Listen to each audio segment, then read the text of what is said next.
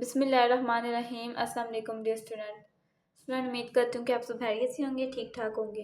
Dear student, आज हम पढ़ेंगे क्लास 9 की केमिस्ट्री के बारे में। इसका फोर्थ चैप्टर स्टोइचियोमेट्री जो हमने स्टार्ट किया था उसका ये सिक्स्थ इसका टॉपिक है एवोगैड्रो नंबर्स। ये इसका सिक्स टॉपिक है। आज हम सिक्स टॉपिक पढ़ेंगे। पीछे हमने इसके पढ़ा था इसकी जो स्ट्रक्चर फार्मूला की मदद से केमिकल जो फार्मूला है उसको मतलब बनाना। पीछे हमने ये पढ़ा था स्ट्रक्चर फार्मूला की मदद से, जैसे कि स्ट्रक्चर फार्मूला बना हुआ है, इनकी मदद से हमने केमिकल फार्मूला जो है वो बनाना है। आज हम इसका सिक्स टॉपिक स्टार्ट करेंगे, एवोगैड्रो नंबर्स। तो शुरू करते हैं, बिस्मिल्लाहिर्रहमानिर्रहीम। वो कहते हैं कि केमिकल रिएक्शन में रिएक्टेंट्स के बहुत सारे एटम्स या मॉलिक्यूल्स केमियाई अमल में हिस्सा लेकर प्रोडक्ट्स बनाते हैं। हम यकीनन ये जानना चाहते हैं कि रिएक्टेंट्स मास की किस निस्बत से केमिकल रिएक्शन में हिस्सा लेती हैं। वो कहते हैं कि केमिकल रिएक्शन है, इसमें या तो बहुत ज़्यादा एटम्स या बहुत ज़्यादा मॉलिक्यूल्स होते हैं जो रिएक्ट करते हैं, केमियाई अमल में हिस्सा लेते हैं और प्रोडक्ट्स बनाते हैं। वो कहते हैं कि इसलिए हमें जानना चाहिए, ये बात हमें जाननी चाहिए कि जो रिएक्टेंट्स मास की किस निस्बत से केमिकल रिएक्शन में हिस्सा लेते हैं, यानी कि रिएक्टेंट्स मास की किस निस्बत से। फॉर एग्जांपल, कितने रिएक्टेंट्स कितने दूसरे रिएक्टेंट से रिएक्ट करेंगे और कितने प्रोडक्ट्स बनाएंगे। ये इसका मतलब है कि रिएक्टेंट्स कितने दूसरे रिएक्टेंट से रिएक्ट करते हैं और कितने प्रोडक्ट्स बनाते हैं, कितने उनके मास वगैरह। यहाँ पर लिखा है ना कि रिएक्टेंट मास की किस निस्बत से केमिकल रिएक्शन में हिस्सा लेते हैं, तो इसका ये मतलब है कि रिएक्टेंट्स अपने जैसे कितने दूसरे रिएक्टेंट्स से रिएक्ट करके कितने प्रोडक्ट्स बनाते हैं, कितने इक्वेशंस, कितने केमिकल रिएक्शंस में हिस्सा लेते हैं। आगे वो कहते हैं कि इस मकसद के लिए हमारी कोशिश ये होगी कि रिएक्टेंट्स के मास को ग्राम्स में जाहिर करें। कहते हैं इस मकसद के लिए हमारी ये कोशिश है, हम ये ट्राई करेंगे कि रिएक्टेंट्स का जो मास है उसको ग्राम्स में जाहिर करें। ठीक है। आगे वो कहते हैं कि इस मकसद को हासिल करने के लिए ज़रूरी है कि हम केमिकल फार्मूला और एटमी मास के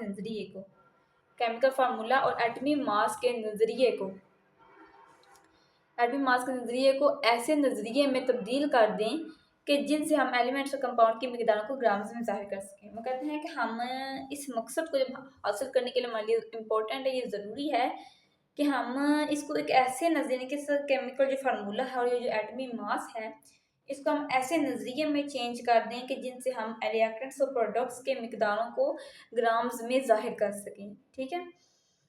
ग्राम्स जिनके बारे में हम आगे पढ़ेंगे। इस मकसद को हासिल करने के लिए एक इतालवी साइंसदान एवोगैड्रो ने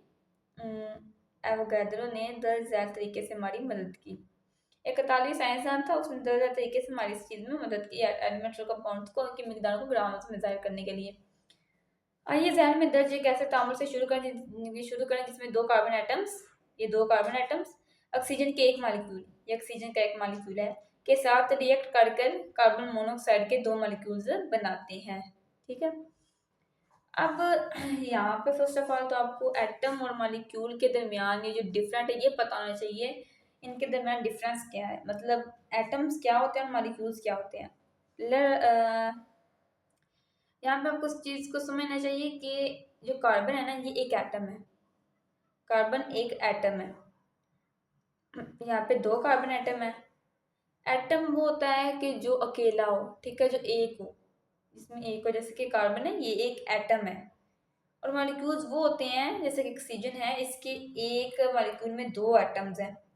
और जो एटम्स होते हैं, एटम से मिलकर मॉलिक्यूल्स बनते हैं। जो मॉलिक्यूल्स होते हैं एटम से बड़े होते हैं। तो ऑक्सीजन के दो एटम्स हैं, दो एटम्स मिलकर मॉलिक्यूल्स बनाते हैं। और जब कार्बन और ऑक्सीजन रिएक्ट करते हैं तो कार्बन मोनोऑक्साइड के दो मॉलिक्यूल्स बनते हैं, यानी कि एक कार्बन का जो मॉलिक्यूल तो दूसरा ऑक्सीजन का मॉलिक्यूल, यानी एक कार्बन का एटम और दूसरा ऑक्सीजन का एटम।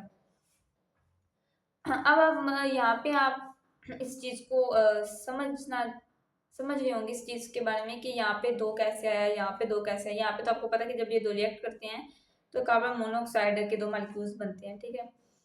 यहाँ पे आप इस चीज़ को समझना चाहिए कि हम इनको बैलेंस कैसे कर सकते हैं। तो इनको बैलेंस करने के लिए थोड़ा सा आपको समझना होगा।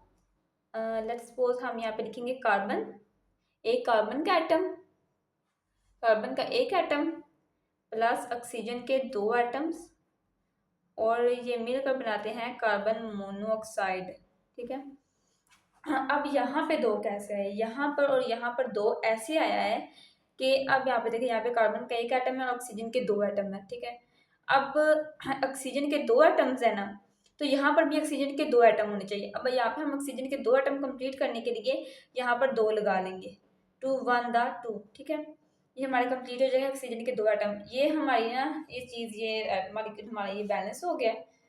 ये अब यहाँ पे कार्बन डिस्टर्ब हो गए क्योंकि ऑक्सीजन के दो एटम कंप्लीट हो गए ना, लेकिन कार्बन का नहीं हुए कंप्लीट। कार्बन यहाँ पे डिस्टर्ब हो गया, इसकी जो बैलेंस है वो बिगड़ गया। तो इसलिए यहाँ पर ऊपर ना लिखा हुआ है ना कि दो कार्बन एटम्स, इस जैसा कि यहाँ पे इसके साथ दो लगा हुआ है, दो ऑक्सीजन एटम, तो यहाँ पर भी दो लग जाएगा। ठीक है।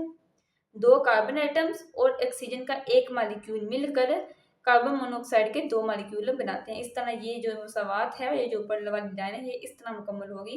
इस तरह इसके साथ दो लगता है और यहाँ पर भी दो लगता है, क्योंकि यहाँ पे ऑक्सीजन के दो एटम्स है ना, तो ऑक्सीजन के दो एटम्स कंप्लीट करने के लिए हम तो यहाँ पे दो लगाएंगे, क्योंकि ऑक्सीजन के दो एटम हमने यहाँ पे लगाने हैं। यहाँ पे दो है तो यहाँ पे भी दो लगाने हैं। इससे अब कार्बन डिस्टर्ब हो जाता है। अब कार्बन को कंप्लीट करने के लिए अब कार्बन के हम यहाँ दो एटम्स लगाएंगे, तो इस तरह एक कार्बन का एटम और एक ऑक्सीजन का एटम ये मिलकर कार्बन मोनोऑक्साइड के दो मॉलिक्यूल से बनाते हैं। ठीक है।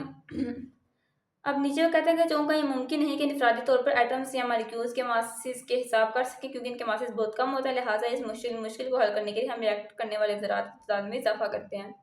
वो कहते हैं कि अब इनफरादी तौर पर एटम या मॉलिक्यूल के मासेस के हिसाब कर सकें, मतलब ये चीज़ मुमकिन नहीं है कि हम इनके मासेस का हिसाब कर सकें, क्योंकि ये एटम और मॉलिक्यूल बहुत छोटे होते हैं, इनके मासेस बहुत कम होते हैं। इसलिए इनको, इस मुश्किल को कहते हैं कि हल करने के लिए हम जो रिएक्ट करने वाले ज़रात होती हैं ना, उनकी तादाद में इजाफा करते हैं। जैसे कि एटम और मॉलिक्यूल होते हैं, कार्बन और ऑक्सीजन, इनकी तादाद में वो इजाफा करते हैं। फर्स्ट यहाँ पे वो कहते हैं कि दो जो कार्बन के एटम्स हैं वो 100 एटम्स के साथ, कार्बन के दो एटम्स 100 एटम्स के साथ जब मल्टीप्लाई होंगे, तो यहाँ पे 200 कार्बन के एटम्स और 100 ऑक्सीजन के मॉलिक्यूल्स, ये रिएक्ट करके 200 मॉलिक्यूल्स का बनाएंगे, यानी कि 200 कार्बन मोनोऑक्साइड के मॉलिक्यूल्स बनेंगे। यहाँ पे उन्होंने इसको 100 के साथ, क्योंकि ज़रात की तादाद में इजाफा करना है, तो यहाँ पे उन्होंने इसको 100 के साथ डायरेक्ट मल्टीप्लाई कर दिया।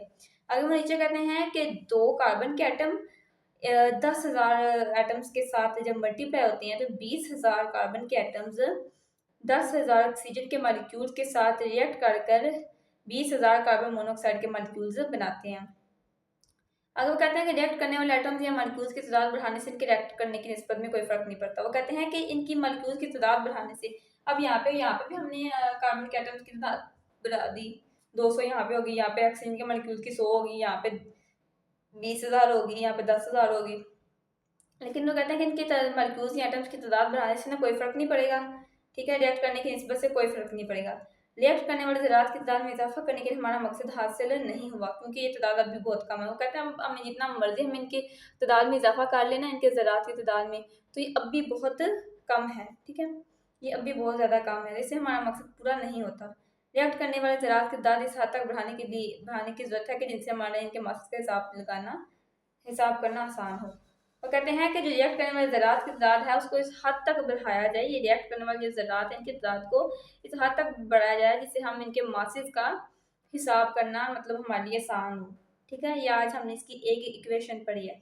ओके स्टूडेंट, तो आज का हमारा टॉपिक था एवोगैड्रो नंबर्स। सो आज हमने इसका जस्ट इंट्रोडक्शन पढ़ा है और इसकी जो फर्स्ट इसकी हमने एग्जाम्पल पढ़ी है, थोड़ा सा इसका हमने इंट्रोडक्शन पढ़ा है। सो आज के लिए इतना ही है। आज के लिए हाफ टॉपिक है, इसलिए ताकि आपको इसका इंट्रोडक्शन समझ में आ जाए कि किस तरह इनकी तादाद बढ़ाने से रिएक्ट करने की निस्बत पे कोई असर नहीं पड़ता। ठीक है। आप लोगों को इतना समझ आ जाएगा। सो आगे समझने में आप लोगों के लिए आसानी होगी। सो अगर वीडियो अच्छी लगी तो चैनल को लाइक और सब्सक्राइब लाजमी कर दिया करें, ताकि हमारे आने वाले हर नई वीडियो का नोटिफिकेशन सबसे पहले आपको मिले। तो दुआ में याद रखिएगा। मिलते हैं नेक्स्ट वीडियो में, तब तक के लिए अल्लाह हाफिज़।